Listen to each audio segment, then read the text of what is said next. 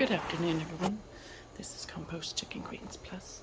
In this case, plus part 3 of the cleaning out of the fridge. I had wanted to do more yesterday, but I ran out of time and was doing other things. So here I am again. And no prep, of course. It's not how we roll here too often. More like, here we are, let's get it done. I'm just gonna dump this stuff out. This is the Norwex. I can't remember what it's called specifically, but it's a little hand broom. It's actually rather expensive, but honestly, as with all the other Norwex products that I've found so far, the money is worth it. This I've used a lot on cleaning the really insane levels of gunk and nastiness out of the floor mop. What do you call them? Pads. They're very good. You put the pad with your one hand. I have only one hand here now, but you basically use it to go like this on the pads, which if you want to pretend this is a pad, underwater, you're going like this, clean off the hair and everything else that's collected on it, and then you dispose of that very easily. I've seen this and the broom, which is basically a large scaled up version of this, maybe slightly different, used to clean hair and other gunk off floor mats. I have done that myself. It is very good. This also works as a delinter for your clothes if you want. Obviously you could use a broom if you want, but that would be very awkward. It does seem to have a bit of a magnetic quality to it, particularly the broom, so that it grabs smaller stuff and sticks to it without being so annoying that it's like unable to get it off. Obviously this is rubberized, and so it's not like your normal broom. And I'm also speaking about the Norwex broom system. It's not like your standard broom. You can rinse it off even just with plain water and it will be clean, because it does have back block, I believe, as well. So it's not really disgusting like your broom when there's hair and you might have found some nasty squishy stuff where you weren't paying attention enough to not get it. You know, you have kids and you're just cleaning up and oh, there's some jam and now you have sticky crap on your broom. Well, who cares? This and the broom are practically bulletproof in the way it's not disgusting. You're not having to pull nasty things off it or seriously consider throwing the whole thing out because it's so gross. But I really, like I said, all these products that I've bought from Norwex so far, I have really loved. And although they don't go out of their way to, don't like the choice of flooring in here. They don't go out of their way to tell you can use all the different things for, different tasks other than what's on the label. They can be used. This is the fruit and vegetable one, which I also happen to find work as a very good scrubby. This is the dish one, which works as a soft cheese grater, I would say, in getting off like thick gunk, so like thick jam that's gotten hard-ish on your surfaces. It doesn't get bound up in the fibers like it would on here, yet it's not going to damage things. Maybe there might be, here's some, like this would get all clogged up in the fibers of these extremely quickly, and whereas this acts like a soft cheese grater. It slices it off. I mean, it's not harsh, it's not going to hurt anything, it's not going to hurt your hands, but it will remove the stuff without getting clogged, which is quite an advantage. I've used it also like this, where I, basically layer it with another cloth, so I get some of the liquid absorbing ability, as well as putting, sopping it up. And it also, of course, grabs stuff in its own way as well. spend more time looking through the viewfinder. I'm going to have to let some of this soak. It is still very stuck on, and this black stuff is actually rusted. This is a very old fridge. It's not mold that I can tell, it is rust. And flaked off enamel. I guess that's what this is, enamel.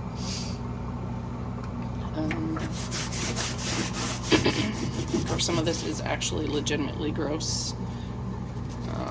Stuck on who knows what. See, there, that came off really easily onto that.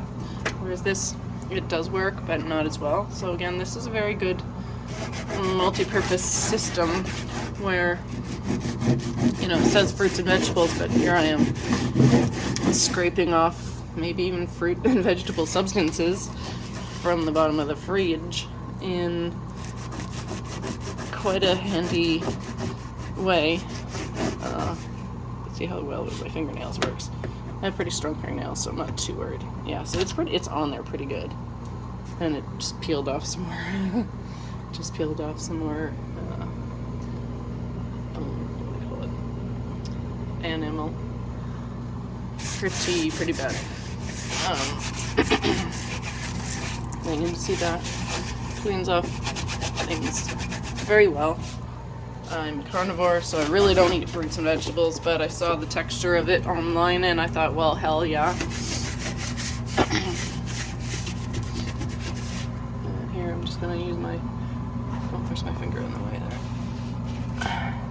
I could spend forever, you know, scraping it off with this even, but I do have a lot of other work to do. So, here's getting that. Here's another example of gross. We can rub a number of things on it, see how well it cleans. Just pretty much the same on that. Maybe not quite as well. This, you know, the texture is different. It's soft, but it has each of these fibers. Where's my hand? There we go. Each of these fibers act like a little scraper and contains the mess pretty well. Of course, this acts again like a soft cheese grater, and this is just a scrubby. I'm not sure what that is. Is that copper?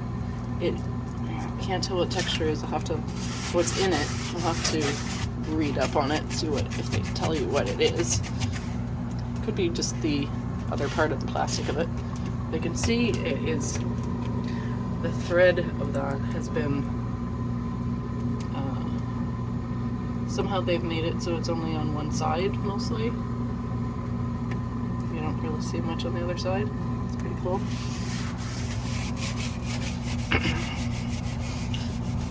And of course the textures are both different. This is harsh on this side and this is softer.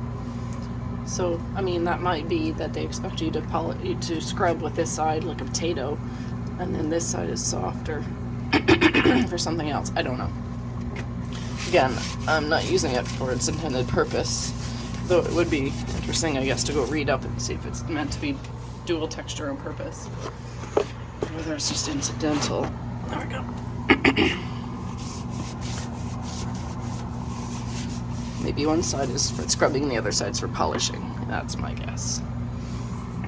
So, and I imagine it would help get off residue of not just, you know, field grime, but perhaps, what do you call it, pesticide and herbicide sprays, which is kind of gross to even think about that it had to be on there, but, you know, it's the way it is. So, anyway, what are we at here? 9 minutes. Wow, time goes by very quickly. Let's see. I'm trying to get some more of this. This I don't expect. It's probably rust. It's a little difficult to tell. There is also, of course, other nasty things on there.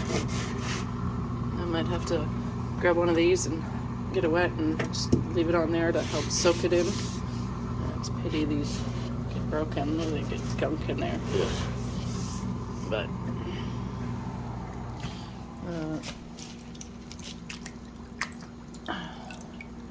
I haven't had much luck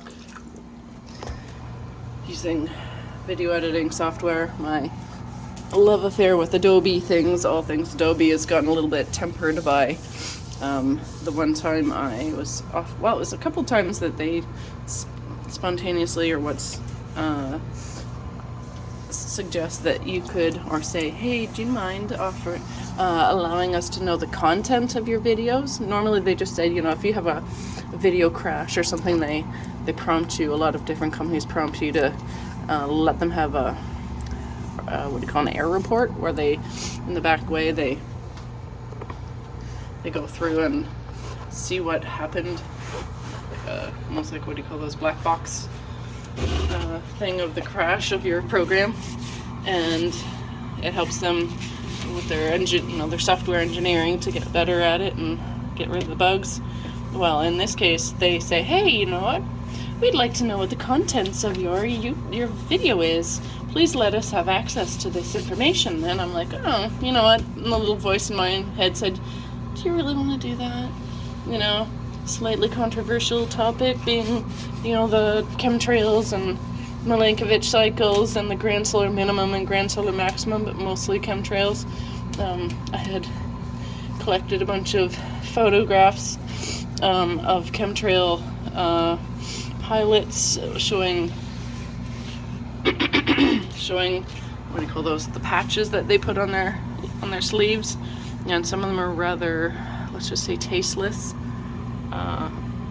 One of them said spray-em and barium being the element, and on the tombstone, again tacky, it was the symbol for barium, and a little airplane up in the sky of it as well. So they would, it doesn't take too much to figure out what that means. It's not pleasant.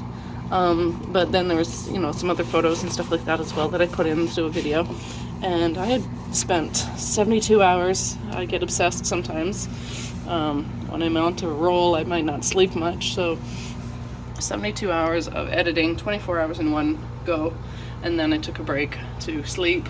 And then I go back into it. And I had about 72 hours of running time work on that video, and it itself was over 30 minutes long, and the program had worked no problem. I didn't have too much stuff on my phone, and this was the phone app for Samsung Galaxy, and I had no problem with the app. Maybe it crashed once or twice, but whatever.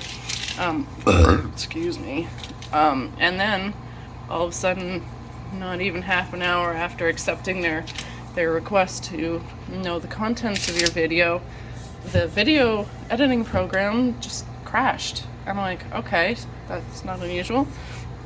And then it crashed again, and at this point it was like, okay, maybe I'm a conspiracy nut, but it's kind of weird how I go to launch the program and it doesn't get past the loading of your projects screen, not the individual projects, the one you might click on, but the first screen after you hit go, or after you hit the program to open it. It just continuously crash and crash and crash and crash, and I'm like, fuck, what the hell? And so I'm like, okay, well, this is also for PCs and Apple, so I'll just load it onto my computer and try it that way. Even though I kind of like the interface for the phone, I'll try it on the computer. I mean, hell, look at the bright side to get to see the bigger screen. Same deal. Couldn't get it to load past the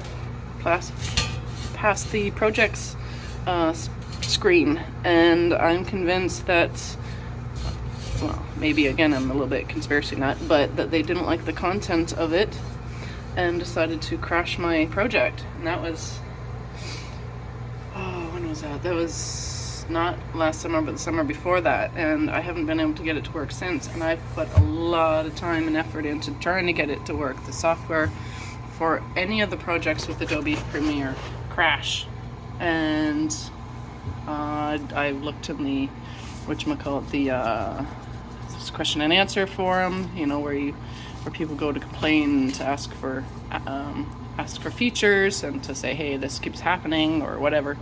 Haven't seen anything really that coincides with it. I left at least one set of like, please can you fix this problem, and nobody got back to me, blah blah blah. So I'm halfway convinced that it is an intentional feature that they put in there to snag people to crash out their programs, crash out their video editing on subjects that may not be appreciated by certain individuals or companies or whatever. Or it could be just coincidence, I don't know. Anyways, this video is running long, but the fridge is getting cleaner, I would say. So I'm going to cut this off for the sake of loading it up. It wouldn't take so long, and then I can get another video going. I hope everyone has a lovely morning, afternoon, evening, and night, whenever, wherever, and whomever you are. Stay awesome, stay adventurous,